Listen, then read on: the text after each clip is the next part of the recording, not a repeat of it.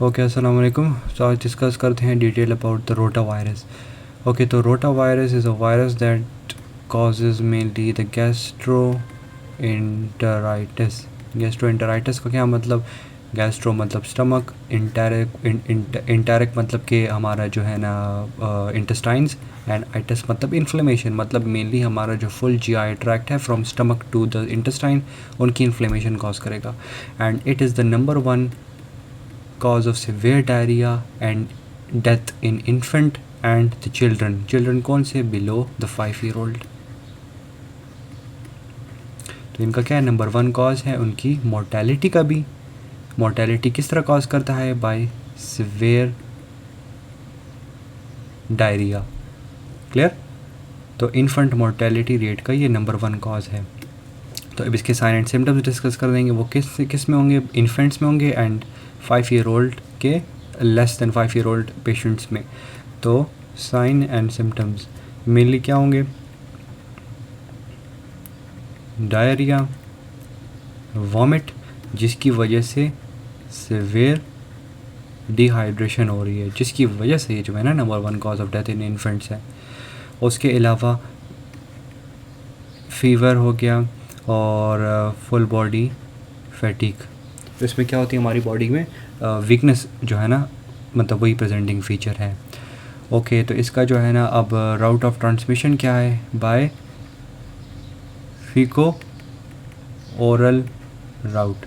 मतलब कि कोई बच्चा हो या कोई भी ह्यूमन हो जिनमें जो कि इन्फेक्टेड हो विद द रोटा वायरस, वो जो है ना अपने मतलब के फीकल राउट से जो है ना, अगर कॉन्टेमिनेटेड हैंड्स है, किधर भी जो है ना उसका हैंड का कांटेक्ट आ गया है तो वहाँ पे वायरस जो है ना ये छोड़ दिए हैं। अब वो एक और बच्चा है छोटा, उसने अगर टच कर दिया है इस सारी जगह को और माउथ को टच कर लिया तो फीकल ओरल राउट इसको कहते हैं।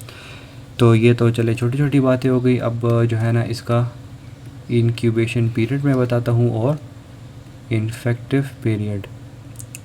अब दोनों में डिफरेंस क्या है वो बताता हूँ। पहले इंक्यूबेशन पीरियड बताता हूँ। इंक्यूबेशन पीरियड जो है ना मेनली 2 days है, और जो इन्फेक्टेड पीरियड है that last for about 1 week।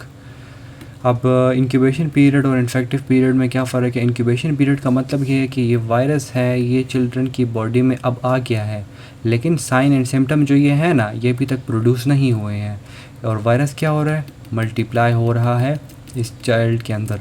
तो this is the incubation period.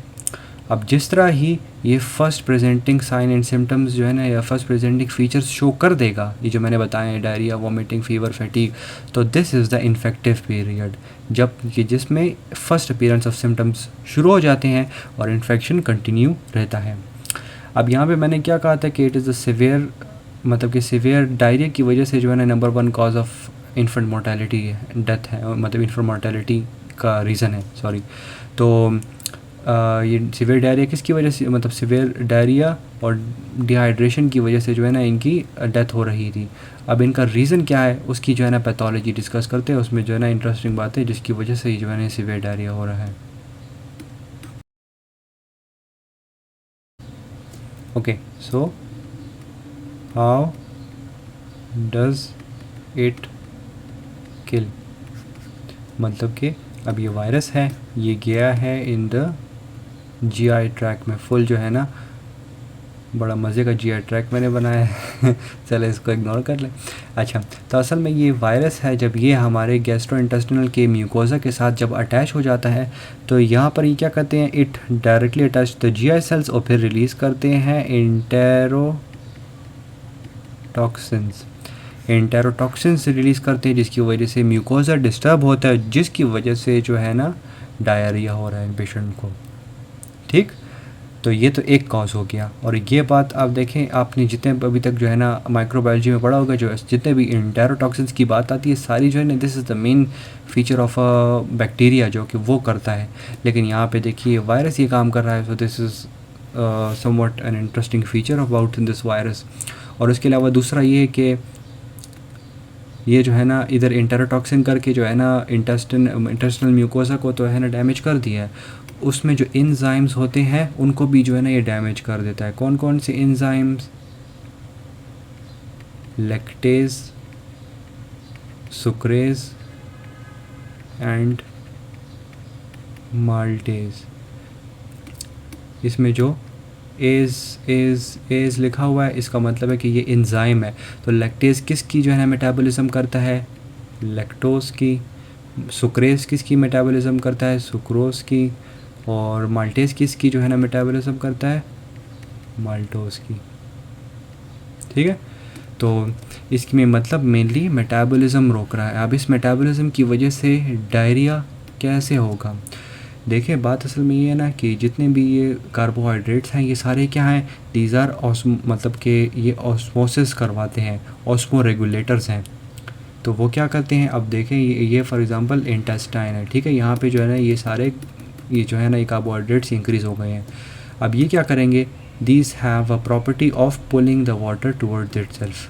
तो जितने जो म्यूकोज़ा के बाहर जो सेल्स है उधर जो वाटर है या फिर जो इंटेस्टाइन में पहले से पड़ा हुआ है वाटर उसको भी अपने साथ ही ले जाएगा towards the gastro intestinal tract. For example अगर ये गैस्ट्रो इंटेस्टिनल ट्रैक्ट है टूवर्ड्स आउट मतलब बाहर की तरफ ले जाएगा तो उसकी वजह से डायरिया हो जाएगा, सिवियर डायरिया। क्यों? Severe watery diarrhoea, severe watery and non bloody diarrhoea. ठीक है, तो severe diarrhoea which is non bloody diarrhoea क्यों है? क्योंकि वो ये मेटाबॉलिज्म इनकी नहीं हो रही, ये ज़्यादा हो गई जिसकी वजह से ऑस्मोसिस करवाएंगे, ऑस्मो रेगुलेटर्स आएंगे। क्लियर? आपने किडनी में पढ़ा होगा, CVS के चैप्टर में मैंने डिटेल में जो है ना डायरेटिक्स में डिस्कस किए हुए हैं। वहाँ पे भी हम किडनी में देते हैं ऑस्मो रेगुलेटर्स जो क्या करते हैं? वाटर को पुल आउट करते हैं ताकि यूरिनेशन ज़्यादा हो। वही सेम मैकेनिज़्म यहाँ पे भी है, लेकिन ये इनके मतलब कि GI ट्रैक में हो रहा है। तो वहाँ पे जिस तरह यूरिनेशन ज़्यादा थी इधर डायरिया ज़्यादा हो गया। ठीक, तो ये तो हो गई इनके मतलब इस वजह से जो है ना इस मैकेनिज़्म के थ्रू जो है ना इट किल्स।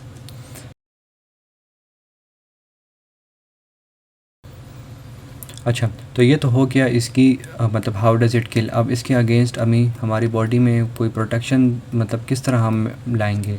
Bye vaccination.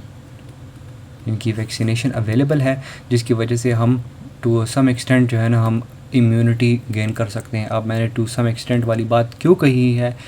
क्योंकि इस वायरस में एक मेन प्रॉपर्टी है जिसकी वजह से जो है ना ये मैंने बात कही है। अब पहले मैं एक एग्ज़ाम्पल दे देता हूँ और फिर मैं जो है ना ये वैक्सीनेशन मतलब क्यों लिमिटेड प्रोटेक्शन है तो वो बताता हूँ। आपको पता होगा एक है इन्फ्लुएंज़ा वायरस है, सीजनल फ्लू जो होता है आपको, जिस तरह अभी कोविड है, कोरोना वायरस है, वो भी देखिए बार बार जो है ना बंदों को कोविड हो रहा है। क्यों हो रहा है? क्योंकि डिफरेंट स्ट्रेन्स आ रहे हैं। उस तरह जो इन्फ्लुएंज़ा का जो पेंडेमिक था तो उसमें जो इन्फ्लुएंज़ा वायरस है ना वो अभी तक जो कॉमन कोल्ड होता है वो भी इन्फ्लुएंज़ा वायरस की वजह से होता है। तो इन्फ्लुएंज़ा वायरस में भी इस रोटा वायरस की एक प्रॉपर्टी है, दोनों में एक सिमिलर प्रॉपर्टी है। और प्रॉपर्टी क्या है? Is this that property is called as assortment. This is the main property जिसकी वजह से जो है ना यहाँ पे प्रोटेक्शन लिमिटेड हो गई है, कम हो गई है। वो इस तरह हो गई ना कि फॉर एग्ज़ाम्पल एक ये वायरस है और एक ये वायरस है। अब आपकी बॉडी में ये दोनों वायरस आ गए हैं, ठीक है, ये दोनों वायरस आ गए हैं। अब ये दोनों क्या करेंगे? अपना जेनेटिक मटेरियल शेयर कर देंगे और उसकी वजह से एक नया वायरस आ गया है। इसीलिए जो है ना आपको एवरी मतलब कि सीजनल फ्लू जो है ना होता रहता है। क्यों? क्योंकि आप अगर बूस्टर शॉट ले भी, आप बूस्टर शॉट में अगर इसके ख़िलाफ़ ले लिए, इसके ख़िलाफ़ ले ली है, ये स्ट्रेन तो न्यू है ना जो कि नया जो है ना उस सीज़न में बना है, तो इसके ख़िलाफ़ तो आपके पास जो है ना वैक्सीन बूस्टर शॉट में मतलब कि एंटीबॉडीज़ नहीं है ना, तो आप कैसे इसके अगेंस्ट प्रोटेक्टिव होंगे? नहीं हो सकते ना।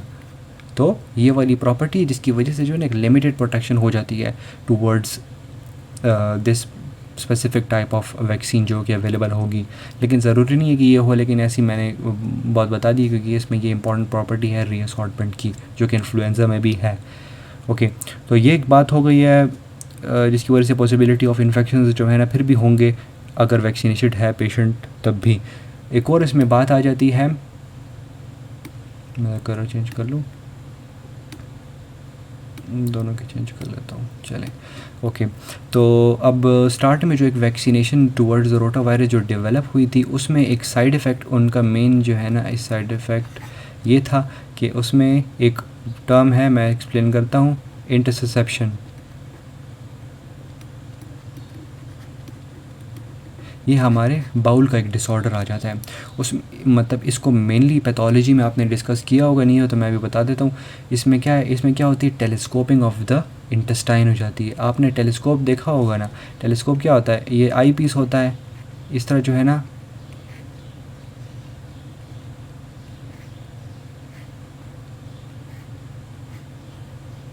टेलीस्कोप इस तरह होता है ना।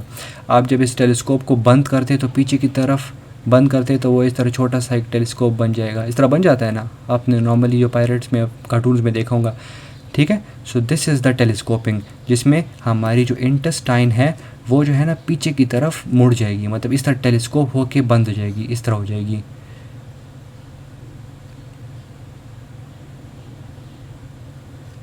इसको ज़रा सा कर लेता हूँ, ये टेलीस्कोपिंग हो जाती है। तो इसकी वजह से जो है ना बाउल में मतलब बाउल की जो है ना मोबिलिटी बंद हो जाती है। अब नॉर्मली जो है ना, ये अगर बाउल था जिसको फीकल मैटर जो है ना इस तरह से जा रहा है, यहाँ पे अब क्या हो गई है, बैकवर्ड जो है ना, बैकवर्ड वो हो गई है, मतलब टेलीस्कोपिंग हो गई है। दिस इज़ कॉल्ड इंटरसेप्शन, जिसकी वजह से यहाँ पे क्या हो जाएगा, यहाँ पे ये फीकल मैटर रुक जाएगा। बाउल की ऑब्स्ट्रक्शन हो गई है, ऑब्स्ट्रक्टिव बाउल डिजीज़ है, तो ऑब्स्ट्रक्शन हो गई है, तो इसकी वजह से ये आगे नहीं जा सकता, तो ये ऑब्स्ट्रक्शन हो सकती है। This is the main symptom of this vaccine, जो कि मतलब sorry side effect of this vaccine. आजकल जो वैक्सीन है उसमें ये वाले जो साइड इफ़ेक्ट हैं इंटरसेप्शन का, वो ग्रेटली रिड्यूस हो गया है, लेकिन फिर भी माइल्ड चांसेस तो है ना साइड इफ़ेक्ट के हर जगह होते हैं। मतलब mild symptom, mild side effect तो हर एक चीज़ में होते हैं, लेकिन वो जो ज़्यादा होते थे अब वो जो है ना ग्रेटली रिड्यूस हो गए हैं। अब जो है ना बात आ जाती है इसकी ट्रीटमेंट की। अब ट्रीटमेंट जो है ना, ऑफ कोर्स हम जो है ना ये वैक्सीन जो मैंने डिस्कस कर दी है, ये भी इसकी एक हद तक जो है ना है ट्रीटमेंट इसकी। और ये है ना, इसमें जो है ना सपोर्टिव ट्रीटमेंट देनी है। सपोर्टिव ट्रीटमेंट इस तरह नहीं देनी कि सिर्फ हमने डायरिया कंट्रोल करना है, हमने जो है ना मतलब पेशेंट को मॉनिटर भी करना है। अब ज़्यादातर अगर पेशेंट को हम सिर्फ जो है ना मतलब कि एज अ नॉर्मल डायरिया इसको अगर कंसिडर करें, तो ये जो है ना इस सिवियर मतलब कि मतलब अगर सिर्फ डायरिया की तरह ही कंसिडर कर रहे हैं कि वो चलो ठीक हो जाएगा, उसमें भी जो है ना मतलब इन्फेंट में तो फाइटिंग एबिलिटी नहीं होती ना, तो उनके लिए हमें मॉनिटर ज़रूर करना होगा बिल्कुल प्रॉपरली। उनको जो है ना प्रॉपर उनकी हाइड्रेशन प्रॉपर मेंटेन करनी है, हाइड्रेशन प्रॉपर करनी है, क्योंकि सिवियर डिहाइड्रेशन हो रही है, सिवियर डायरिया हो रहा है, क्लियर है ना। वहाँ पे जो मैंने जिस तरह ग्लूकोज माल्टोज सब कुछ बताया, तो उसकी वजह से बिल्कुल ही सिवियर डायरिया हो रहा है, तो उसके लिए प्रॉपर हाइड्रेशन ज़रूरी है। हाइड्रेशन का ये मतलब नहीं है कि इसको जो है ना पानी देना है, पानी हाइड्रेशन नहीं होती, इलेक्ट्रोलाइट बैलेंस पूरा करना होता है। आप अगर देखें, ये अगर पेशेंट है, कहाँ गया ये, चले मैं इधर रब कर लेता हूँ, एक मेन कॉन्सेप्ट समझा लेता हूँ। ये इसमें ये अगर डिहाइड्रेटेड पेशेंट है, इसको पानी नहीं देना, बिल्कुल भी नहीं देना। पानी को डिहाइड्रेशन का फ़ाइट पानी नहीं है, वाटर देंगे उसकी मतलब कि डिहाइड्रेशन जब हो रही तो उसमें क्या क्या लॉस हो रहा है, वाटर भी लॉस हो रहा है प्लस इलेक्ट्रोलाइट लॉस हो रहे हैं। आप अगर सिर्फ वाटर इसको दे रहे हैं, इलेक्ट्रोलाइट नहीं दे रहे हैं, तो ये तो वाटर और ज़्यादा हो गया ना, वाटर ज़्यादा हो गया, इलेक्ट्रोलाइट वही है, तो इलेक्ट्रोलाइट तो एज कंपेयर कम हो गए हैं ना, डाइल्यूट हो गए हैं, तो ये सिवियर और भी सिवियर डिहाइड्रेशन की तरफ चले जाएगा। समझ आ रही है ना। तो इसको जो हाइड्रेशन करनी है, प्रॉपर आईवी फ्लूइड देने, जिसमें जो प्रॉपर इलेक्ट्रोलाइट बैलेंस है वो पूरा करना है, जिसकी वजह से हम फाइट कर सकते हैं डिहाइड्रेशन को। और इसके अलावा जो है ना उसकी वॉमिट हो रही थी, तो वॉमिट के लिए जो है ना एंटी एमेटिक्स दे देंगे। एमेटिक्स क्या, एंटी एमेटिक्स क्या होते हैं, जो कि वॉमिटिंग को जो है ना कंट्रोल करता है। और उसके अलावा जो है ना हम एज अप्रोप्रिएट जो है ना उसकी डाइट जो है ना वापस जो है ना कंटिन्यू कर देंगे। मतलब ये जब सही प्रॉपर मेंटेन हो जाएगा, तो जो भी उसकी एज है उस बच्चे की, क्योंकि ये मेनली जो है ना बच्चों में ही होता है, तो एज अप्रोप्रिएट उसकी जो है ना डाइट कंटिन्यू कर देंगे, क्योंकि ये जो है ना क्विक वे ऑफ हीलिंग है, लेकिन डाइट से वो ज़रा सस्टेनेबल ज़रा ज़्यादा होती है वो, ठीक है। So this was all about the rota virus. इसमें कोई भी कन्फ्यूजन हो या कोई भी कॉम्प्लिकेशन हो तो आप कमेंट सेक्शन में पूछ सकते हैं। थैंक यू, अल्लाह हाफ़िज़।